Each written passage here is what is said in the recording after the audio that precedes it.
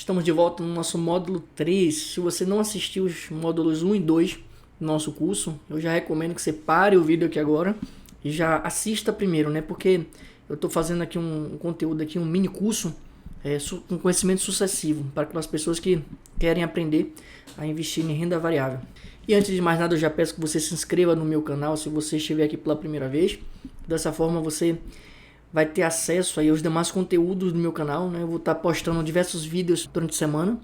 Você já ativa o sino de notificações também para que você não perca nada, nenhum conteúdo ao longo aí da semana.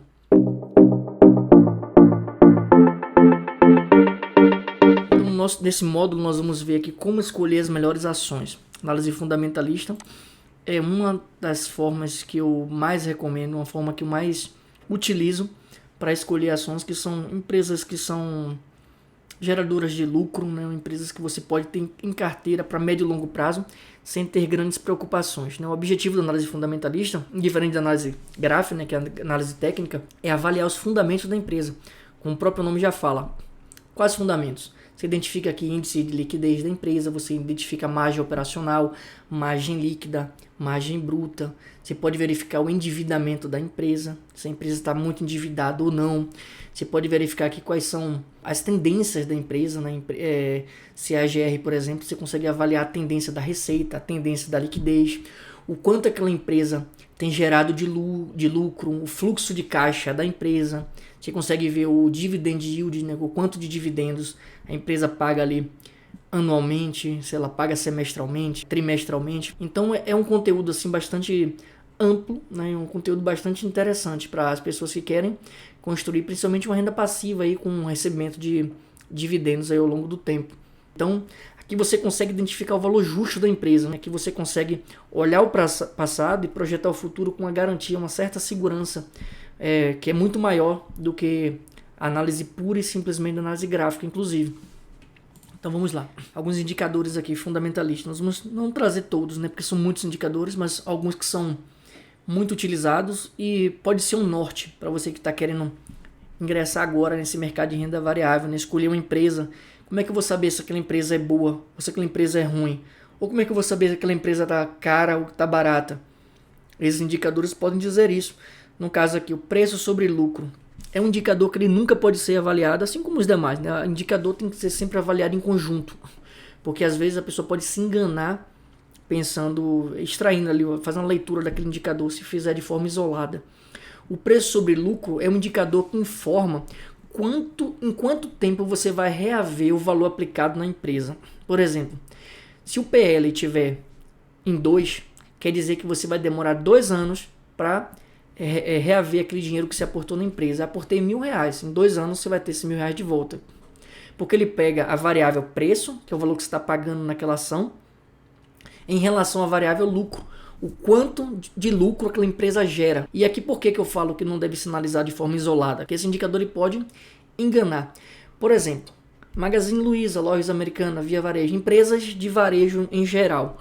Essas empresas costumam ser negociadas a múltiplos muito altos, múltiplos aqui do PL. Então você pode encontrar aí ao longo do tempo 300, 320. Você vai demorar 300 anos para reaver o valor investido numa Magazine Luiza da vida. Então, se você comparar os setores assim, por setor, né? Vou pegar 3 empresas do setor de varejo e vou comparar, você vai ver que os múltiplos são muito altos. Aí você olha para empresas de petróleo, por exemplo, vai ver que os múltiplos são diferentes. Você vai olhar banco, os múltiplos são diferentes. Então, quiser comparar, compare empresas do mesmo setor, mesmo segmento. Que aí você consegue identificar qual delas está mais barato em relação a outra que seja do mesmo setor. As empresas de varejo, por que costumam ter múltiplos bastante altos? Porque você está pegando o preço de uma cotação em relação ao lucro. E as empresas de varejo, elas costumam ter uma margem muito pequena. Tem 3 tipos de margem. Margem bruta, margem líquida e margem operacional. A margem líquida de uma empresa de varejo, por ser muito pequena, ela gera um lucro muito pequeno. Você tem uma receita absurda de alta e um lucro líquido muito pequeno. Quando você pega o preço da cotação em relação a um lucro muito pequeno, vai dar um valor muito alto, porque essa variável lucro, ela está no denominador e ela é muito pequena. Agora, quando você pega empresas com margens bastante elevadas, que tem lucro bastante alto, esse indicador ele vai representar valores bem menores. Então, Considerando isso, quanto menor esse indicador, melhor. Quer dizer que a empresa está mais em conta para você comprar. Quer dizer que você vai reaver aquele dinheiro em um prazo muito menor. Então é um indicador que diz isso. Fornece a ideia de quantos anos seriam necessários para que os lucros remunerassem o capital investido na empresa. Um outro indicador que é muito semelhante, mas é interessante, é o preço sobre o valor patrimonial. O valor patrimonial é aquele valor que está presente ali na demonstração contábil da empresa. Então aquela empresa vale quanto? Não é o que o mercado diz o que ela vale, mas sim quanto ela vale que está efetivamente registrado lá nos registros contábeis da empresa. Então o valor patrimonial da empresa, vamos supor que o balanço patrimonial dela está dizendo lá que ela vale 1 milhão. Só que ela tem 1 milhão de ações distribuídas. Então esse 1 milhão dividido por 1 milhão de ação, então cada ação da empresa vale R$1. Então esse é o valor patrimonial por ação daquela empresa, vale R$1. Então é justamente esse indicador aqui, o valor patrimonial por ação. Ele pega o valor do patrimônio da empresa, o valor patrimonial, divide pela quantidade de ações que a empresa tem. Você vai saber exatamente quanto vale cada ação, considerando apenas o valor patrimonial. Nessa aqui, que é o preço sobre o valor patrimonial, você sabendo, nesse exemplo que eu falei aqui, que deu R$1, que ela vale 1 milhão de reais e tem 1 milhão de ações. Então o valor patrimonial é R$1. Aí você pega o preço da cotação, dividido pelo valor patrimonial que a empresa tem. Aí você vai saber se aquela empresa está cara ou se está barata em relação ao valor patrimonial dela. Então ela indica se a companhia está sendo negociada abaixo do seu valor patrimonial. Você vai ver algumas empresas, principalmente estatais, Banco do Brasil, Petrobras, que esse valor aqui vai estar abaixo de 1. Então, analisando esse índice, vamos supor que o resultado dessa conta aqui deu 0,85. O que quer dizer? Que a ação, no valor patrimonial dela é de R$1, mas ela está sendo negociada por 85 centavos.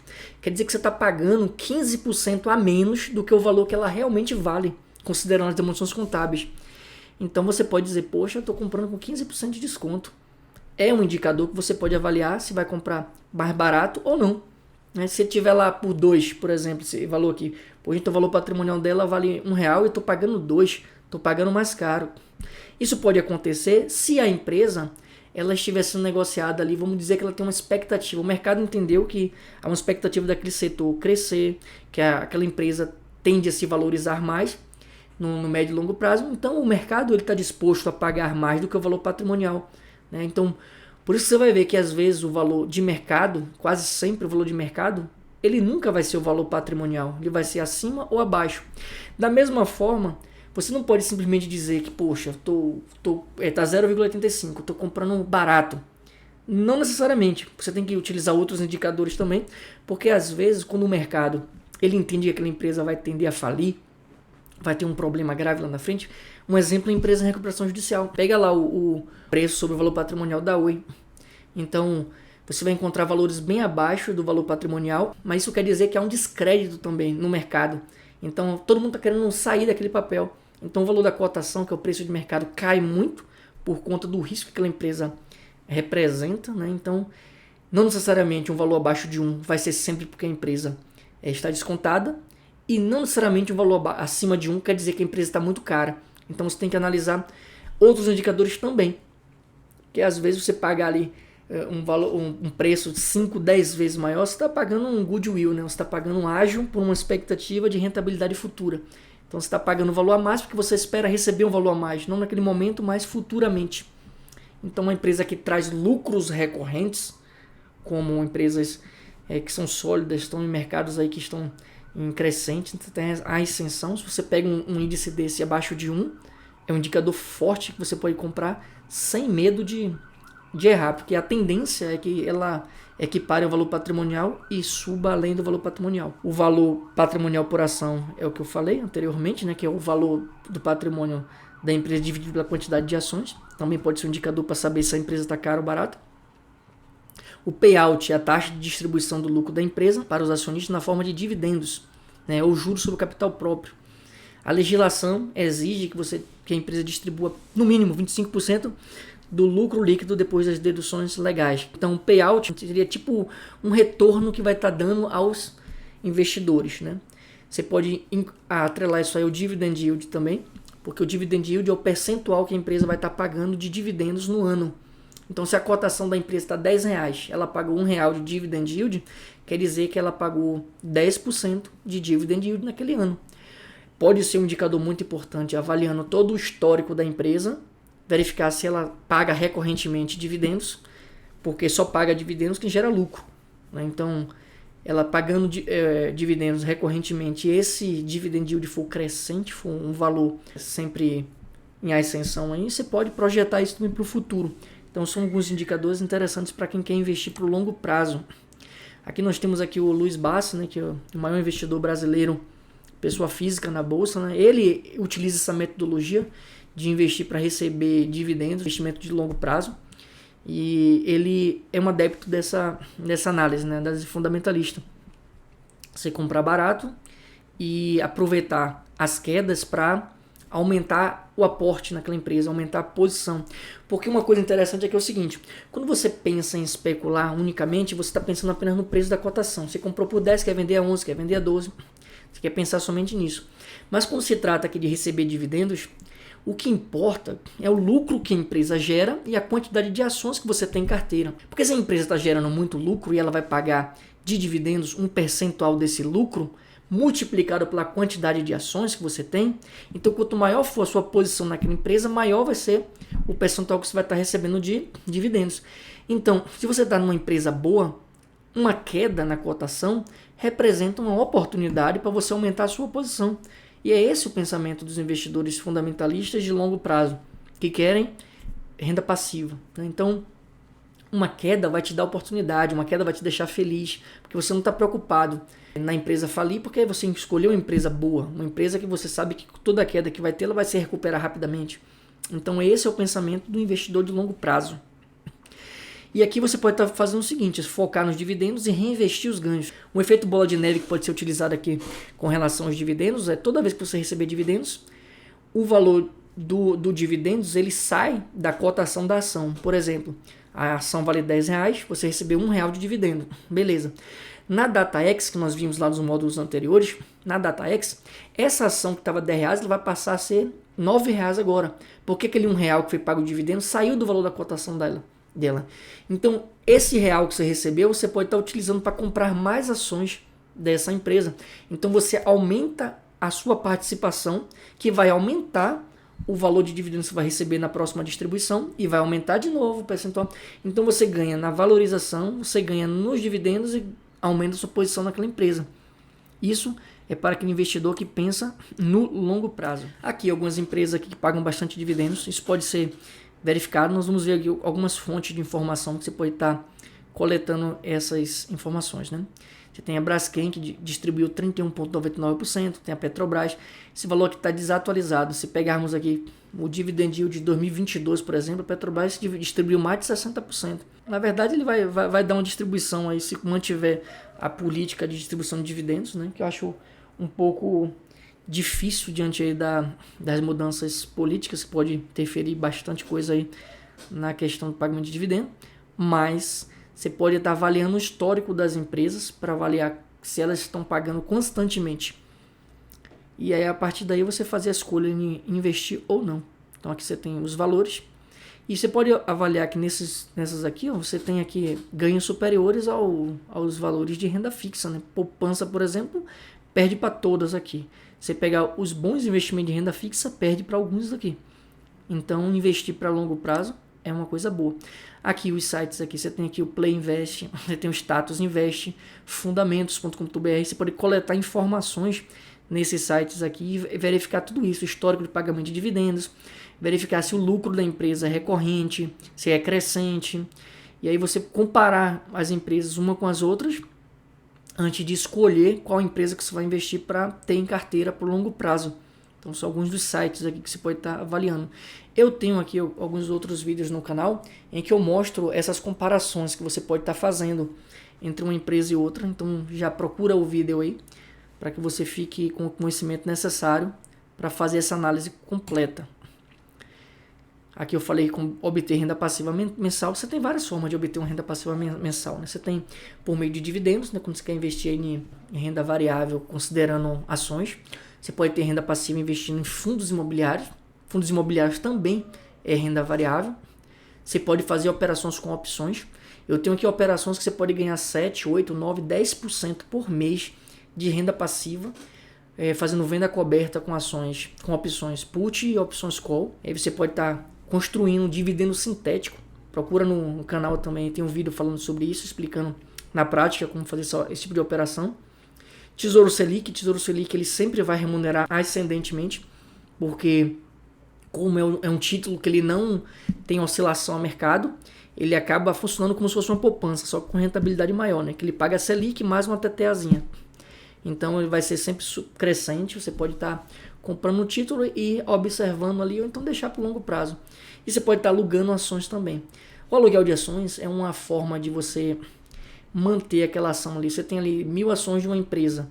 E aí você, em vez de deixar ela parada, você quer só receber dividendos dela, e você vai receber o dividendo dela, você pode pedir a sua corretora para disponibilizar essas ações para serem alugadas.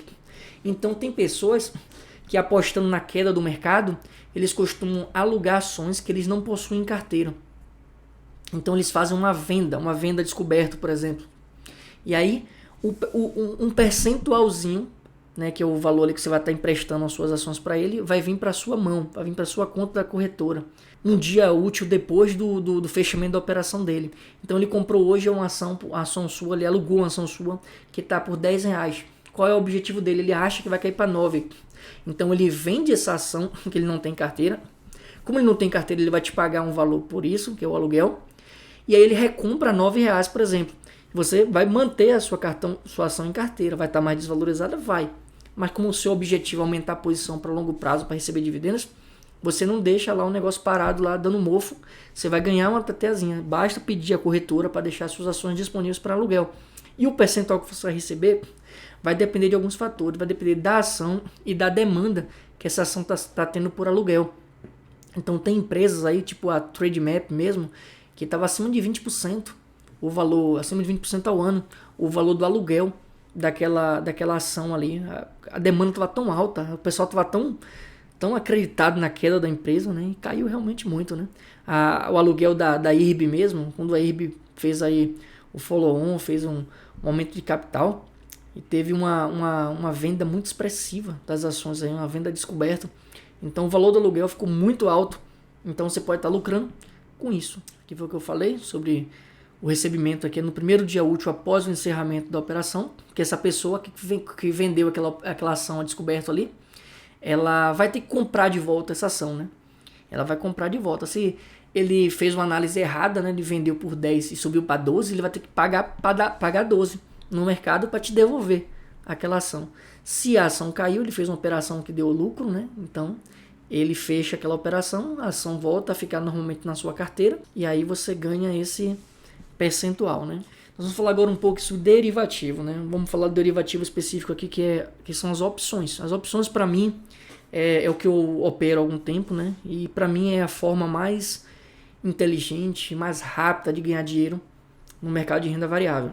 Opções eu sou extremamente adepto.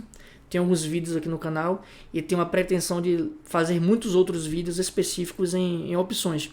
Porque a opção, você pode utilizar ela tanto estruturando operações, quanto para segurar uma carteira de ação que você tem, ou fazendo ali uma forma de receber renda passiva mês a mês.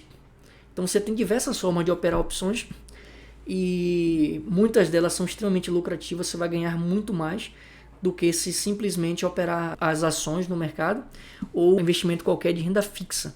Então vamos entender aqui. Lembrar aqui que eu tenho vários vídeos sobre opções aqui no canal, né, onde eu mostro aqui algumas estratégias, então vocês podem estar procurando também. Nesse módulo aqui eu vou estar trazendo aqui os conceitos mais básicos, né, para que vocês tenham pelo menos a noção de como funciona a dinâmica das opções. Vocês podem utilizar aqui o termo opções como se fosse um seguro, né, ou então pensa o seguinte: você está comprando ou você está vendendo um direito. Se você está comprado, você tem um direito. Se você está vendido, você tem uma obrigação. Guarda esse conceito na sua mente. Primeiro que o código das opções é um pouco diferente dos códigos das ações. O ticker dela é um pouco diferente. O que muda? Nele vai existir uma letrinha, no caso aqui da Vale. Se fosse a ação da Vale, seria Vale 3. Acabou. A opção, aqui você vai ter o Vale, vai ter uma letrinha e vai ter um número. Essa letrinha aqui, ela representa o mês de vencimento. Por que mês de vencimento? Porque diferentemente das ações, as opções ela se trata de um direito. E o direito ele tem um prazo de vencimento. Se você tem um direito, você exerce ou não esse direito. Se você tiver vendido, você vai ter uma obrigação. Uma obrigação que você vai ter que cumprir se o titular daquela opção exercer o direito dele. Se você vende, você tem uma obrigação com quem? Com a pessoa que comprou aquele direito. Então quem compra tem um direito, quem vende tem uma obrigação. E esse direito e essa obrigação tem um mês de vencimento. Esse mês de vencimento é representado por letras. A letra A vence em janeiro, a letra B em fevereiro, a letra C em março, e assim sucessivamente. A partir da letra M, aí começa um outro tipo de opção, que é a opção put, que é uma opção de venda. Você vê aqui que dezembro termina com L. Aí em janeiro, que se fosse uma opção de venda, seria M, N, O, P, Q. Aí vai seguindo. A partir da letra M até a letra X são opções de venda. E a partir da letra L são opções de compra. O que é que muda? Pensando aqui do lado comprador. Se eu estou comprando uma opção call, que é uma opção de compra, eu estou tendo o direito de comprar. Se eu estou comprando uma opção put, que é uma opção de venda, eu estou comprando um direito de vender. E é aqui que entra a dinâmica de segurar a sua carteira. Para você segurar a sua carteira, você tem que comprar um direito de vender. Vender a quanto? A um valor pré-estabelecido. E esse valor é essa letrinha, essa última letrinha aqui, 32, por exemplo.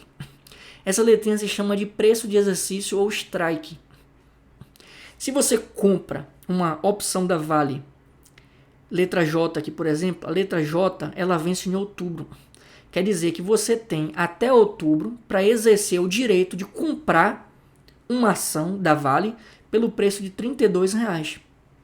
Então, se a Vale estiver lá por R$ 40, você tem o direito de comprar a ação da Vale por R$ 32, que é o preço de exercício.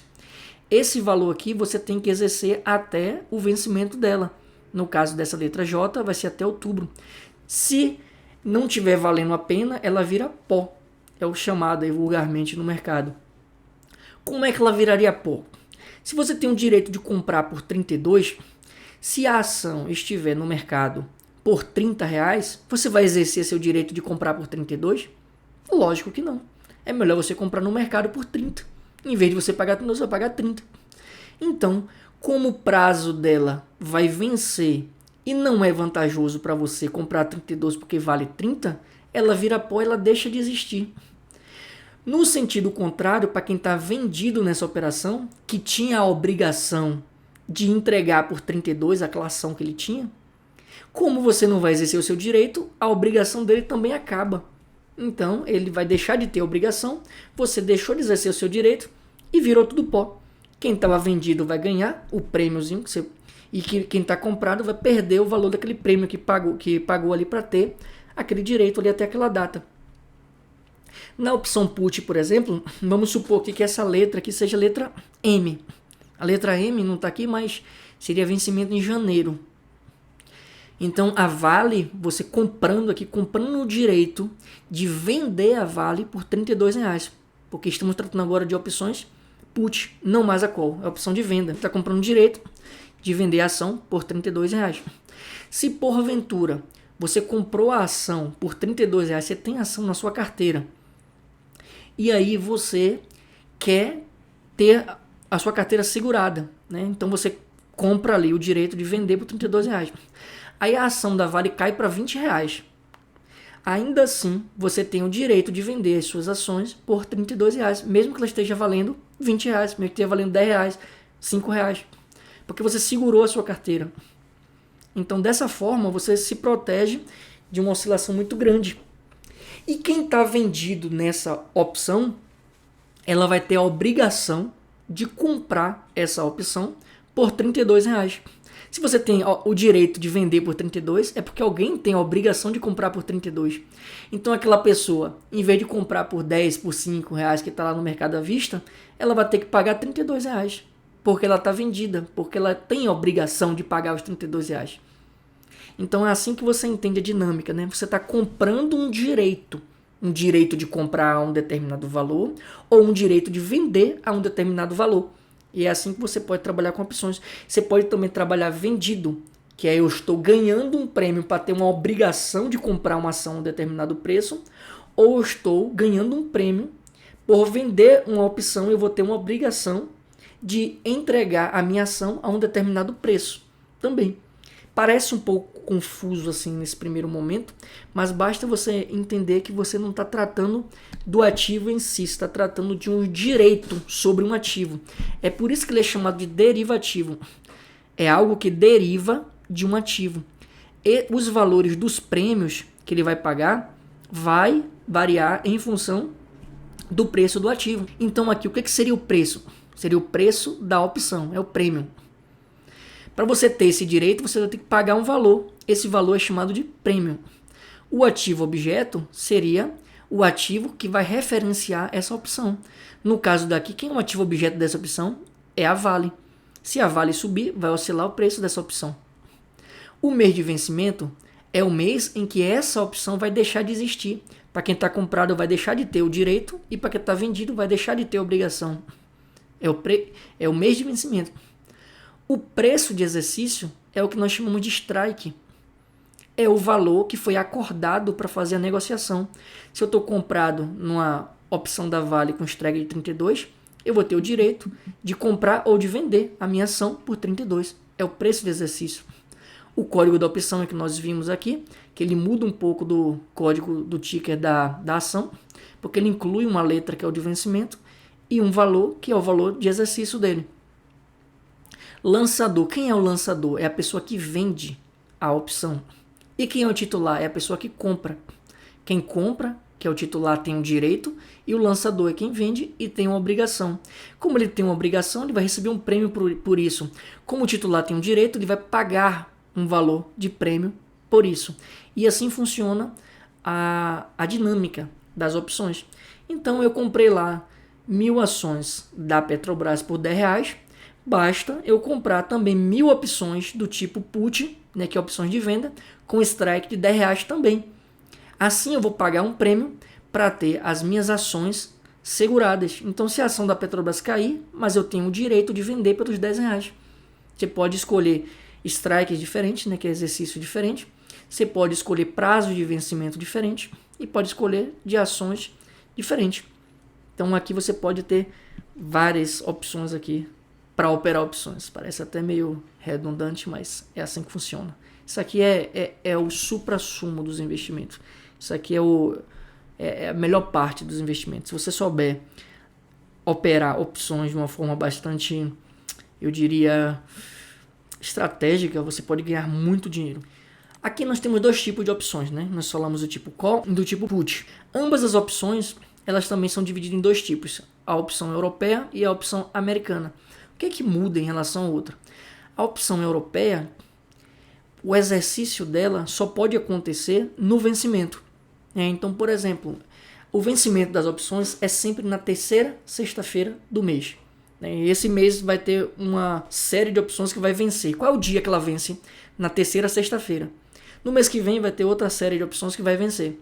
Então qual é o dia que vence? Na terceira sexta-feira. Sempre na terceira sexta-feira. Uma opção do tipo europeia, você só pode exercer o seu direito ou ser exercido se você tiver vendido no vencimento. Então é o mês que vem. Só no vencimento vai ocorrer o exercício dela. As americanas não. As opções americanas podem ser exercidas e você pode ser exercido qualquer dia até o vencimento. Então até o mês que vem eu posso ser exercido qualquer dia. E as europeias não, vai ser só no vencimento. Essa é a diferença. Por isso, as opções do tipo americano, elas costumam ser mais líquidas. O que quer dizer isso? Quer dizer que elas têm mais negociações. As pessoas preferem negociar mais opções americanas, porque você pode exercer a qualquer momento, até o vencimento, do que as opções europeias, que você pode exercer apenas no vencimento. Então isso é um ponto interessante. Mas interessante também para a estratégia que você tiver montado, né? Porque se você tiver vendido, eu acredito que você pode escolher uma opção do tipo europeia. A liquidez vai depender muito do valor que você está querendo vender para receber de prêmio, mas aí são nuances que você pode estar se aprimorando aí nos outros vídeos que eu tenho nesse canal aqui, nos outros que eu vou postar. É por isso que é importante você estar inscrito no canal e estar com o sino de notificações ativado, porque aí você fica sabendo em primeira mão toda vez que eu postar um vídeo novo aqui. Se você está vendido, né, lançado aqui na opção call, você tem a obrigação de vender as suas ações que você tem em carteira, se estiver coberto, pelo um valor pré-estabelecido, que é o valor do strike. Se você tiver vendido em opções put, você tem a obrigação de comprar a ação naquele valor que está definido ali no strike. Você é o titular, você tem o direito de comprar no valor que é o valor do strike e o direito de vender no valor do strike. E agora nós vamos para o nosso quarto e último módulo, nós vamos falar sobre tributação. Aqui nós vamos fechar todo o conteúdo, né? Tributação, que nós vamos ver algumas nuances específicas para aquelas pessoas que querem investir day trade, operações swing trade. Então, já se inscreve no canal, não deixa de se inscrever, não deixa de ativar o sino de notificações. Encaminha esse vídeo para outras pessoas que você sabe que quer aplicar o dinheiro aí no investimento de renda variável, mas que não tem conhecimento nenhum. Esse mini curso aqui é um curso voltado para pessoas iniciantes mesmo. Então, já pega aqui, maratona aqui nesses 4 módulos, que vai te dar um subsídio e uma confiança muito maior aí quando quiser investir em empresas que te tragam uma certa segurança. Então, até o nosso próximo encontro no módulo 4, módulo sobre tributações.